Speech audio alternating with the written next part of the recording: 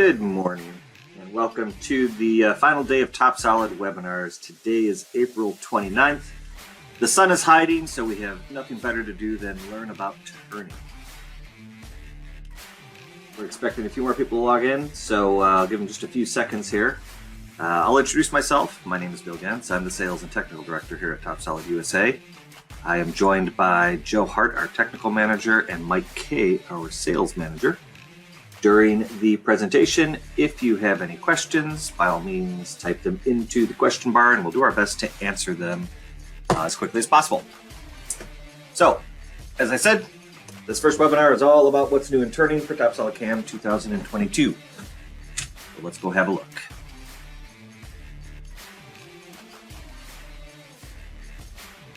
Okay, so first 4 or 5 items have to do with improvements to the TopSolid scenario.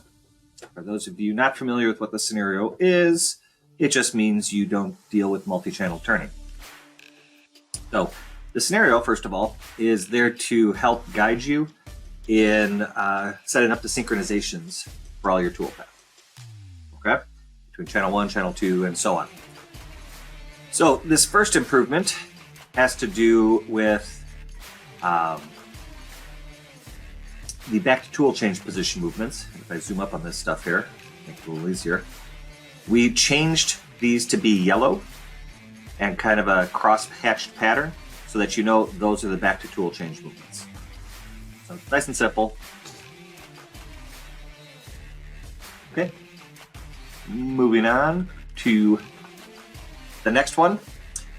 Next, we have the tooltips on constraints with an ID number. So what does that mean? If I hover on this and I zoom up, you'll notice now we have an identification on here. Okay? And if we go back to the next one, that's 10, that's 8, and so forth. The whole idea here, when hovering the mouse above the constraint, you get the ID number of the constraint. It's just so that you can try to map the constraint to your synchronizations in G-code. In order to get these, if you're bringing in a file from 715 or earlier, you do need to do the upgrade command on the document, which of course is located right here.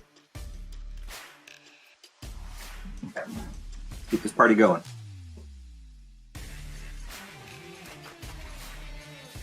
Six point 3.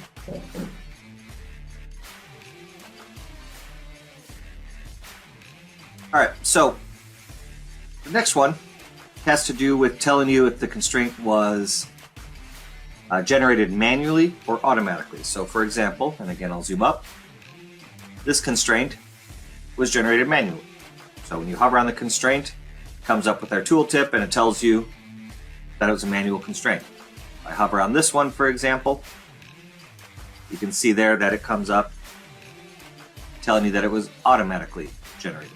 So it just helps you identify which were manual constraints, which were automatic constraints.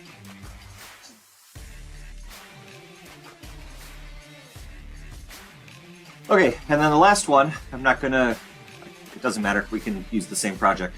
The last one we'll talk about is the tooltips on operations, including cutting conditions. So this displays based on the type of operation that you're on. So let's zoom up on this. So if you hover, it displays specific information, spindle speed, durations, whatever. This is an environment activation, so there's quite nothing. If we go to here, this is rough turning, and I'll zoom up on it so we can see. You can see the operation duration, the step duration, but you can also now see all your cutting conditions. Okay? So again, the idea is we just wanted to give you as much information as we could whenever you're working within the scenario within TopSolid Cam. Alrighty, let's keep on going. Next, we've added a few new choices to delays or dwells inside of TopSolid turning. Let's go zoom up on something here. We'll go up to roughing. And we'll go into our operation. And we'll go here to strategy. So, whenever you have the delay option, you now have the option to do it based on revolution count or time. Before it was only time, but now you can do revolution count. If you're using revolution count, it will still be converted to seconds anyway. We do the calculation for you. Okay. The new option is included in turn roughing, groove roughing, grooving, parting off. Okay. I want to say almost everywhere that you have a dwell option for turning.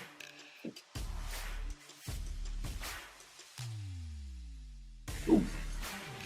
Next, steady rests.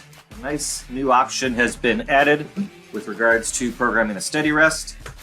First and foremost, let's go into here. You now have access to cutting conditions. Why? Many steady rests have the ability to have coolant coming out of the steady rest. So the only way to turn on the coolant in the steady rest is to give you cutting conditions for the steady rest. So like that, you now have access to setting the spindle speed. You can also set what type of coolant you want. Okay. As well, in the operation itself, you can specify which direction the spindle is rotating.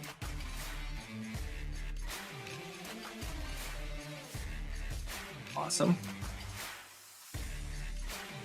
Let's keep on going. All right, this next one I think is quite a nice improvement. We'll start with a little preview of it, and then we'll show you how it all works. We've added the support of being able to turn in the YZ plane. What do I mean? Well, for example, let's just start with all of these first operations here, okay? Oop, let me slow down a little bit. That's going too fast, sorry. Rewind, let's start again. So here, we're using a technology called free turn by Sarah Tizit, something like that. So this tool, you can see we can turn on many different driven points of the tool. So to start with, I'm turning down, and this is in the y-axis if you pay attention, okay? Turning down the face, and now watch, I'm going to index, and now I'm going to turn down the length. Again, just to show you, this is all happening in Y. Okay? The advantage of this, if you're not familiar with this type of technology, is you don't run out of, or you don't run into collisions with your B-axis head as easily. Okay? So let's keep going. We're going to zoom on past that so we can get to the next part of the roughing. Again, now we're going to index. We'll do a little bit more roughing like so. We'll index again. And we'll continue roughing. So another advantage of this is tool changes, right? I didn't have to do any tool changes whatsoever. So I did all those operations with one tool. Now, how does it work? Let's give it a go.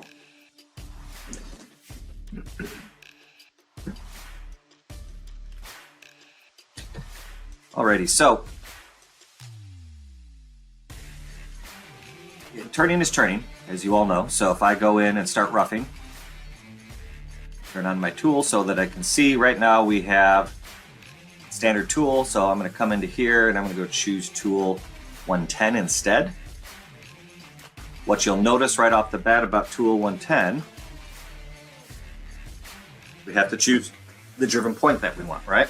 So I'm going to go into my cutting conditions, and here I'm going to choose 0.3.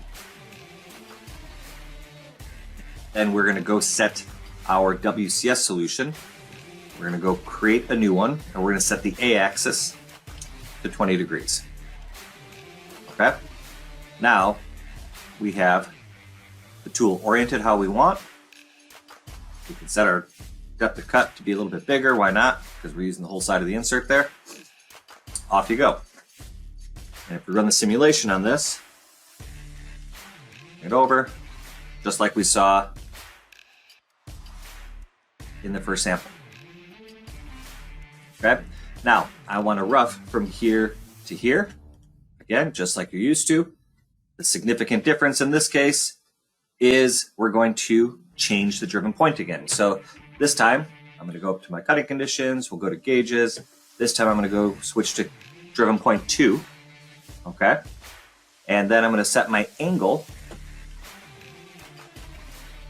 to minus 110. So now you can see the orientation of the tool. Again, we'll take a nice heavy bite. Off we go. And if we look at all of this through simulation again, let's get this thing up there. You'll see the link movement handles the orientation just fine.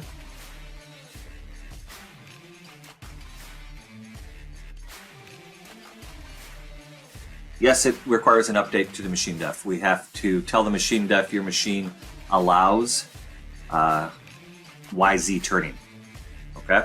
And you have to check with your manufacturer as well to make sure your machine allows YZ turning. Is there a wizard for this kind of tool? Honestly, it's just a standard tool definition. It's about frame orientation. So we will create a document. I think there's one created already on how to define a tool like this and make sure your frames are all oriented the correct way.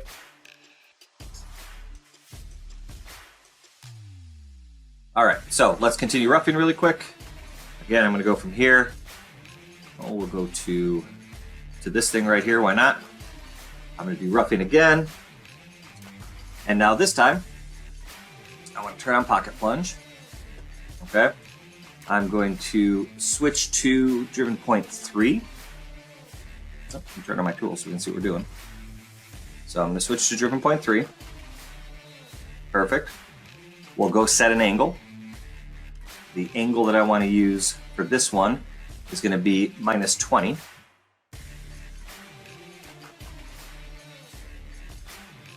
Okay. Now, the reason I'm doing this is to show you that in this first version of this, you can see we're getting collisions. It's not checking that insert back there. So you're going to have to manually trim this tool path yourself. But again, no big deal in TopSolid. We can just go to here. We're going to limit in Z. We'll go to a point. We'll set this point here. Why not? And maybe 4 millimeters. That looks good. Now we have that roughed out. And then we'll do one final roughing.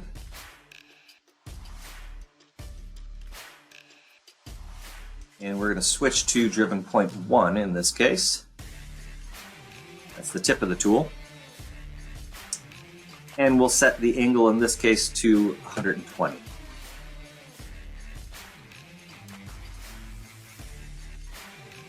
Like so. Make sure you have pocket plunge turned on. And again, it's a great example of just showing how you can use these tools, how quickly you can move around, how effortlessly it is to do. And then finally, we'll do the fun part, which everybody wants to do. I'm just going to do it all in one shot because why not? We'll turn on our pocket plunge. Let's make sure our B angle or our angle is correct. Yep, we want 120. Perfect. Let's go turn on pocket plunge, 4 millimeters. And what I'm doing here, by the way, for those of you not familiar with pocket plunge, see right here, that tool would dip in there, and we're going to be doing a live B-axis turning or live this spindle axis turning right now. And dipping the tool in there doesn't make any sense. So I'm going to say the gap has to be at least 4 millimeters for me to plunge into. Perfect. We're going to turn on constant cutting angles as well. We'll click OK. Now, if we watch this one to start with, you can see it's not ideal yet. So it's trying to do its thing, but we're going to need to give it some help. So that's where you have optimization and you can edit normals. So for example, I may start by deleting that normal. I may start by deleting this normal. And then I'm going to say, come on out like that. It will be a little bit up like that. You can be vertical. Those are all fine. And then these over here, we just want to be tilted more like so. And I like it. And now if we simulate, slow it down so you can see. Again, one tool for everything. So Again, I think this one is a really, really awesome improvement, and I look forward to working with all you guys on your V-axis machines or machines that support this type of tool. Alrighty, let's keep going.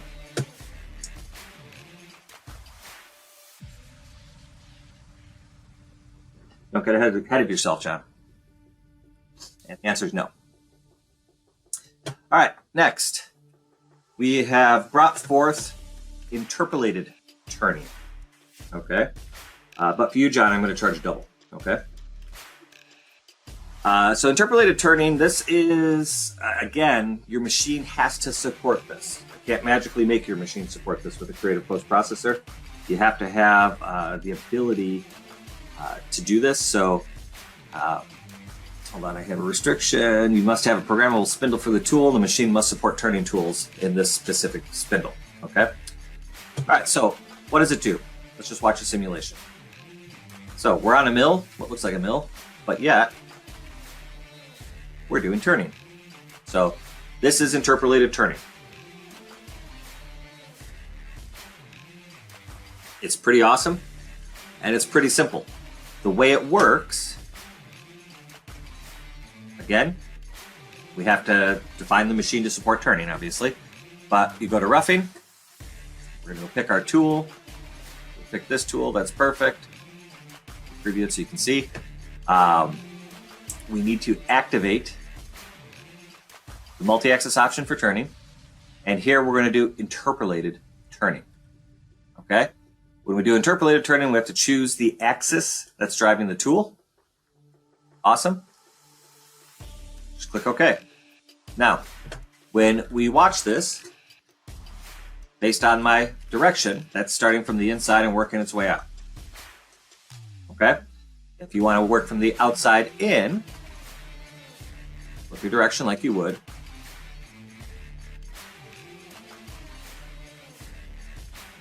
On a lathe. Now, notice how my turning tool is right now. If you want the tool oriented the other way, then you simply do opposite axis work.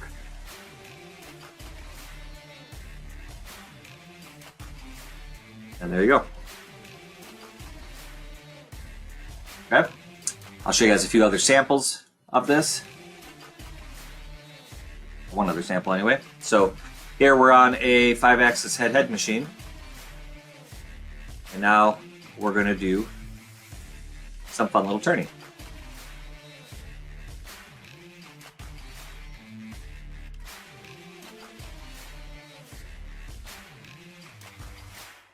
Okay, so again, very cool new feature in TopSolid 7 for this year. All right, so one of you asked about prime turning because you read ahead and saw that prime turning is in here. Prime turning is officially an option in TopSolid now. It's really, really hard to use, guys. And by really hard, definitely want to have the right tool for it. And then you go into your settings, you go to strategy, and you activate prime turning. That's it. Okay? Then you have the ability to use the dynamic entry radius, what your maximum angle is. Of course, we have to plug Sandvik because it's their technology. And off you go. And if you're not familiar with prime turning, using the whole back side of that insert to rough with. Okay?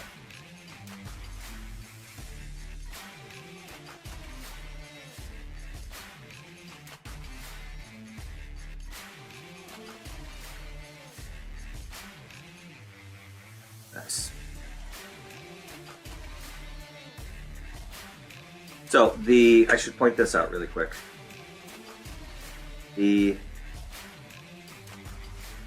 dynamic entry radius adapts the size of the radius automatically based on the pass depth. Okay, so realistically, leave this on, set your depth to cut. You don't ever have to worry about setting this value. Okay, perfect. Uh-oh. John, I think I spoke too soon. Prime turning, I believe, is an add-on module. I didn't realize that. We'll find out information on that and let you guys all know.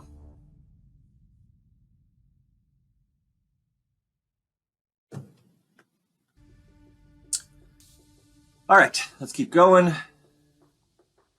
Again, we added some additional information for managing steadies and steady rests mounted on turrets, as well as delays in steady rests and tailstocks. Okay, so if we go to the steady rest, and we go to our settings, again, you have your opening delay, close delay, and you have the ability to do it based on time or revolution count.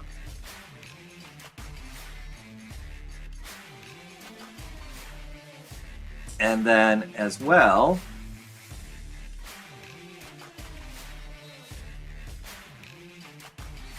which one is this? Which one I want? Which one I want? Sorry. And as well, you now have the ability to support both steady rests and tailstocks on turrets.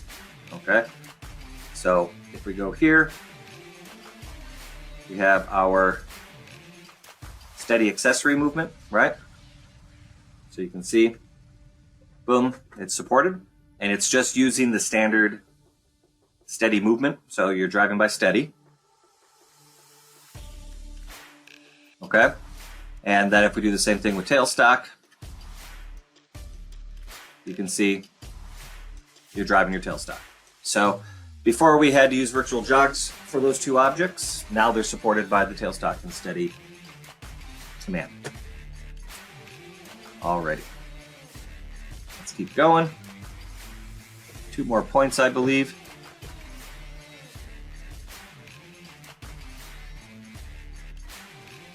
All right, so with turning, there's a new stock escape command. A new checkbox to request adaptation to the stock on finishing operations and turning has been added to adjust the lead in, lead outs to stock automatically. So if we go to here, for example, no, probably not that one.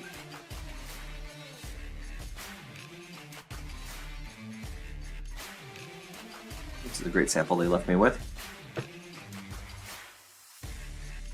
Anyway, it's right here. So you have the stock escape command. Let's see if I can rearrange things here. Have something a little bit more exciting. Nope, they gave us a silly sample for this one. Oh, this one will work. Here.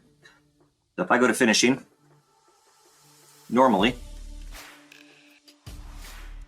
if you are going to finish this face first before you rough that face, you'd have to manually adjust that. So now we can go to lead in, lead out, go to our out, and say stock escape, and now it's adjusting automatically. Okay? And then finally,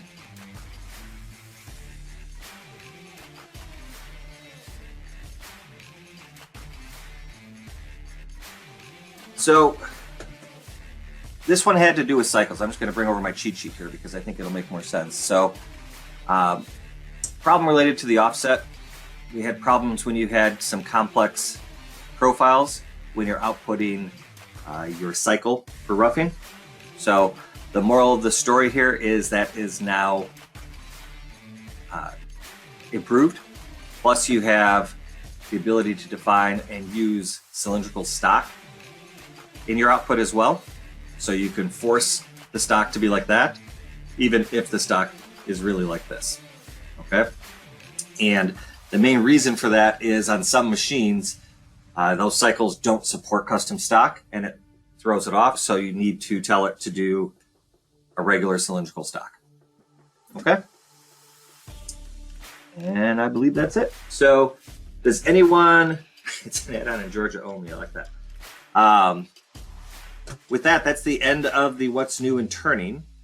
Does anyone have any questions that haven't been answered yet?